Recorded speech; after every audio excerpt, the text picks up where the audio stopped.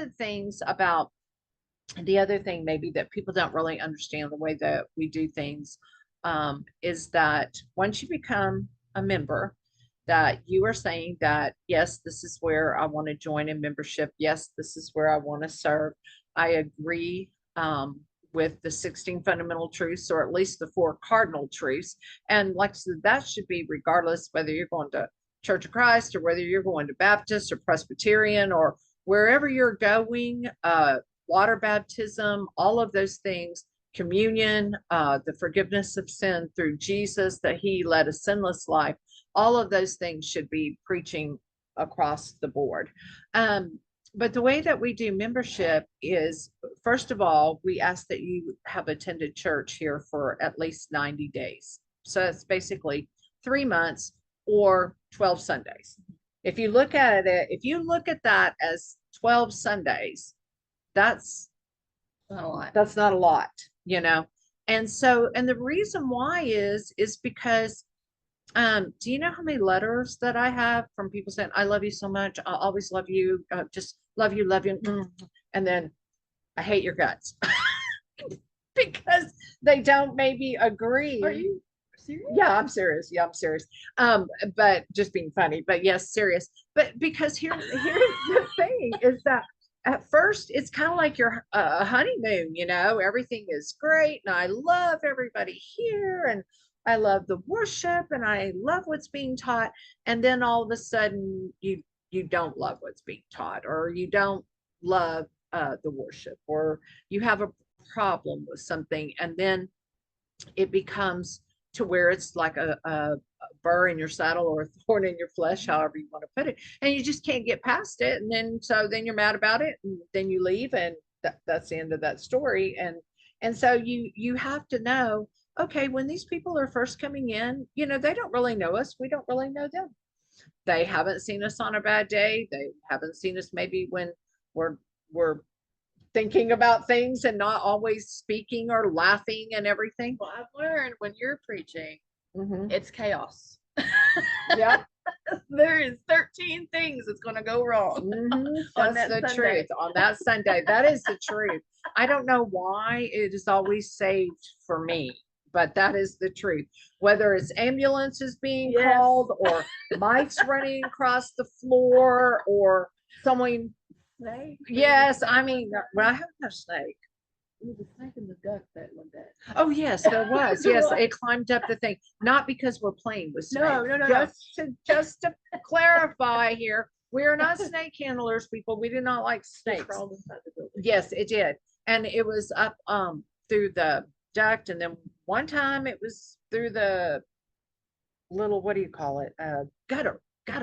And so yeah, but we're out here. Hey, listen, we got a groundhog that lives under the church that comes out. His name is Elvis, and we have a dog next door that comes and visits, and we have a skunk. And so listen, we are not in the suburbs, okay? We are out here in the middle of what is it that they call rural? We are rural. Yeah. We are very rural. So anyway, we have a lot of fun. But yes, that's the truth, is that will be the day the sound goes wrong. That will be the day that the computer doesn't work. It's always like a challenge to me, probably because I have to work in grace. The Lord has to work with me in grace because I'm a person that I'm a list maker and I like everything to go. And so the Lord's like, here, you need some grace. Let me do this, you know. And so anyway, all things work together for good. But so we ask that you come for 90 days, and that way it gives you an opportunity to understand what we believe, kind of get to know the people in the church. We have an opportunity to get to know you and see if this is a place that you want to come in and become a member, because the other thing is you don't want to be unequally yoked. And so you don't want to get in here and find out that all of a sudden, well, hey, you know, I don't believe that Jesus was the son of God. I think he was a rabbi. Well, that's going to be a problem, you know. Or I think you should take communion every Sunday. And I'm not saying you should or you shouldn't. I'm just saying if you come here, we don't take communion every Sunday. We usually take it the first Sunday of the month. Not here to say right or wrong or debate doctrine or anything else. But I'm just saying if you're a person that's not something that's good for you and you've already become a member, then, you know, those things can make you unequally yoked, or they can cause problems for you or for us, you know. And so we just ask 90 days that you attend church for 90 days, and then you can decide whether you want to be a member or not. Well, on the same subject, but on the opposite scale, you have somebody that has grown up in the church and has become an adult over the age of 18. Right. What does that look like? So what that looks like is then we look at that as so as they're growing up, they are under their parents' covering. Okay. So they're coming to church with their parents and they're under their parents' covering. And but they're not really involved maybe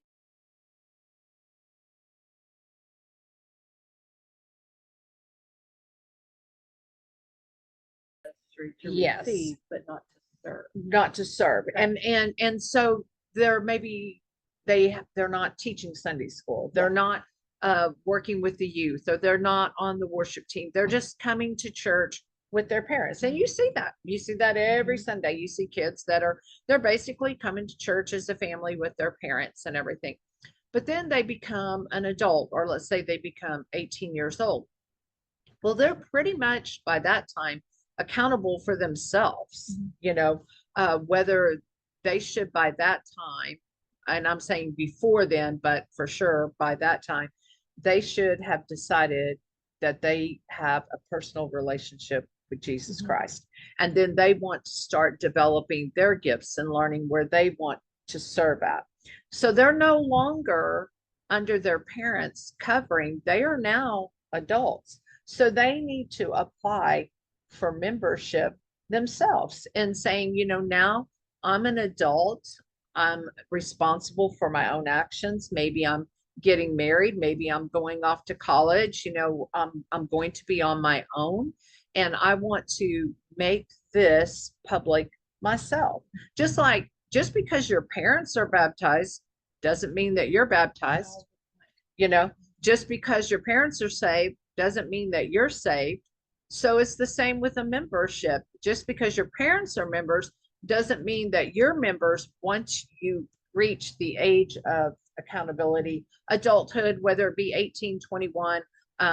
You know, we believe that children know right from wrong and can be saved long before that, but we're just talking today about church membership.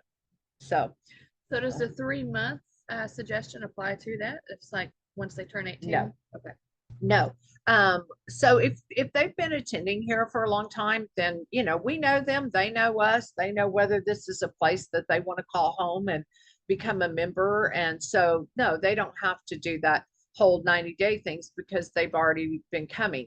The other exemption of that, the way that we do it, I'm not saying other churches, but other AG churches, as far as I know, let's say that somebody leaves our church and they want to go to Evening Shade, or they want to go to Highland, or they want to go to Imboden or another Assembly of God church, and they are a person of good standing, that they've been a good member here, then what they can do is just request a letter of transfer is what it's called.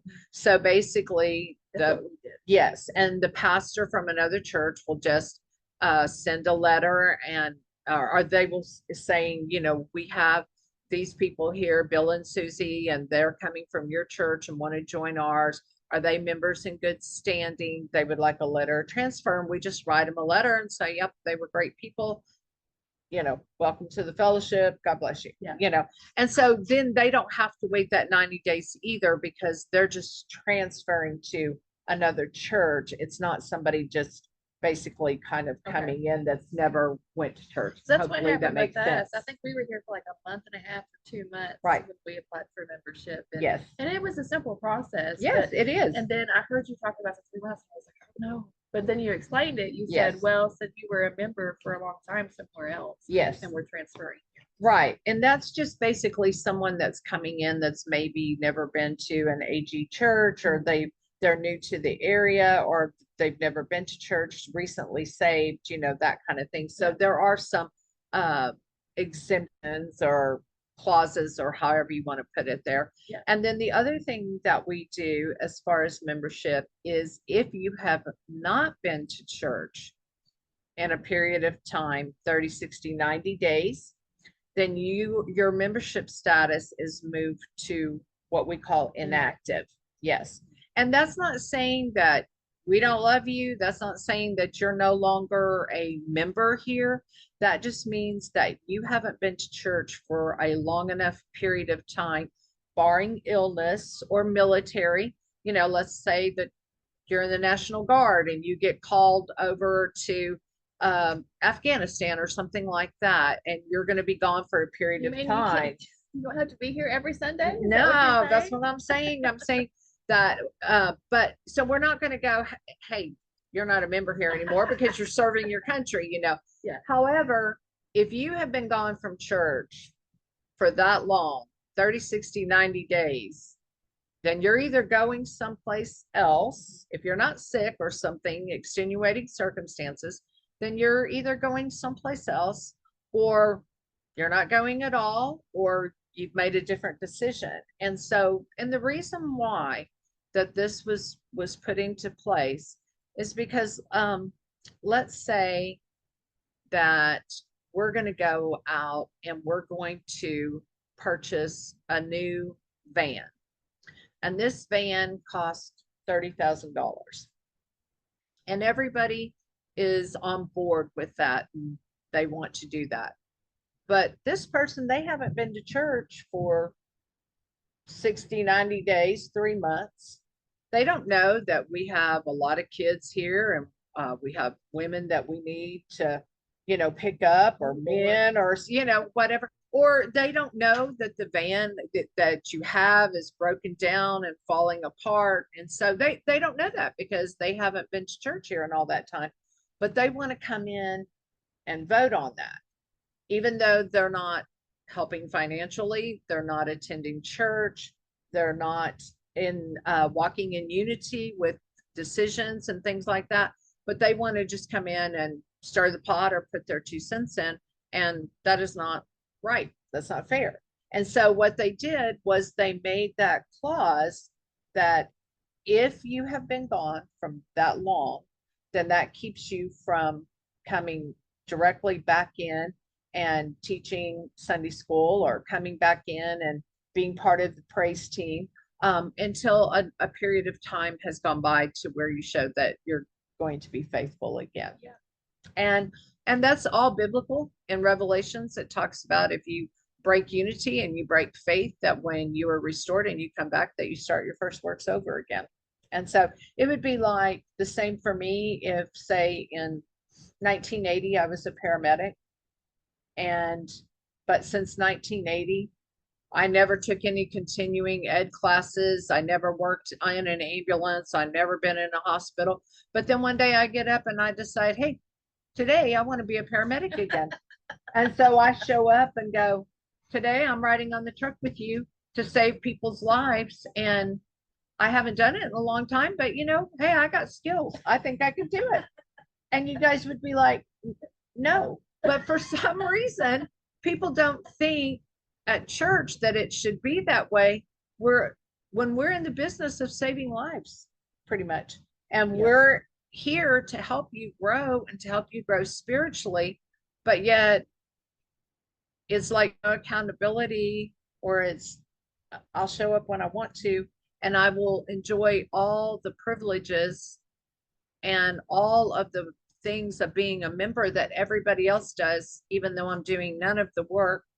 I'm not being faithful. I'm not doing what the Bible says, and helping to not neglect the assembling of yourselves together, and showing good works towards one another and love towards one another. I'm not doing any of those things. I'm not present. I'm not involved, but I want to come in and make all the same decisions and have the same benefits. We look at that in the secular world, and no way would that work. But for some reason, we think the church should not be that way. And you can't be that way. Well, you know, along with that, with the accountability that comes along with being a church member, and being responsible for being just showing up on Sundays, or helping take out the trash, or like you said, with children's ministry or cleaning. Mhm. You think, well, that's a lot of work. And if you think about it, yeah, it can be overwhelming, but we're a family. That's right. And we're a unit, and we act a lot like a family and a unit. If you think, well, I really don't want those things, well, the things that you're not going to get by applying just a little bit of time and effort is you're not going to get those phone calls. I don't know how many times you've reached out, when we haven't seen each other in a couple of weeks and just went, I'm thinking about you. And that just made my whole day. Good. Or meal delivery, or when you're sick. That's right. And having somebody come by and do you need laundry, or do you need Right. your dishes washed? You're not going to get that. Right. And you don't have any relationship. I mean, you don't have anyone there to support you or help you, and because there's no relationship there. And so it's about so much more than just showing up on Sundays or Wednesdays. It's about so much more than that. It's about you inherit a family. And there's a lot of people who don't have any family here. Their family lives far away. And so, I think about the ladies here right now that, that help me with my mom, that, my mom, it's a little bit more difficult for her to stay by herself now. All of us, my siblings, we all work and we all have jobs. And so a lot of the ladies that are in the Golden Girls, they'll say, hey, if you need to work for a couple of hours, we'll come over and sit with your mom. And they do puzzles and they sit and they watch TV and they talk about the Bible and, all these different things. And if you are not plugged in anywhere, you don't have that camaraderie. I guess that's the word. You don't have that friendship. And so that's basically membership in a nutshell. It's not a bunch of legalism. I mean, people try to make it about that sometimes and say, well, that's just legalism. No, it's not. You've got an entire Hebrews, First Timothy, Ephesians, almost the entire New Testament is wrote about what church is supposed to look like and how you are supposed to conduct yourself as a member and as a Christian and as a leader. And it's the same. I mean, can you imagine if Stan and I just never showed up for church? I mean, every Sunday, hey, we don't feel like being here today. Good luck. Hope you find somebody to preach. And some people might like that. I don't know. But like Julie and I were talking last night. We were asking about service because Stan said we were going to do praise and worship last night. And so I had put in a group chat, I said, are we practicing? And I think Nancy followed like 5 minutes behind. And she said, what time do we need to be there? And he said 5:15. And I told Julie, I said, I don't know how to deal with this hippie Stan because we're not really doing the structure anymore. Yes. Yeah, right. Right. It's kind of, and it's not normally like that, but right now, because of the cold and because of the holidays and all the things that were going on, we kind of got out of the rhythm of the structure. Yeah. And so now we're having to double check each other, like, okay, are we having Sunday night tonight or we're not? And hopefully we'll get back to a little bit more structure and normalcy and everything. But that's a learning curve for all of us and everything. And so we're just all in it to win it, I guess, and to get to heaven and hopefully help each other along the way. And so anyway, that's about all I have to expound on membership. If you have any questions, we'd love to hear from you, and we'd love to just come visit us, come see what we're about. And if you're interested in membership, we'd love to talk to you about that. Absolutely. Thanks so much. We'll see you next time. Hopefully it won't be as long as what it's been. Hopefully not.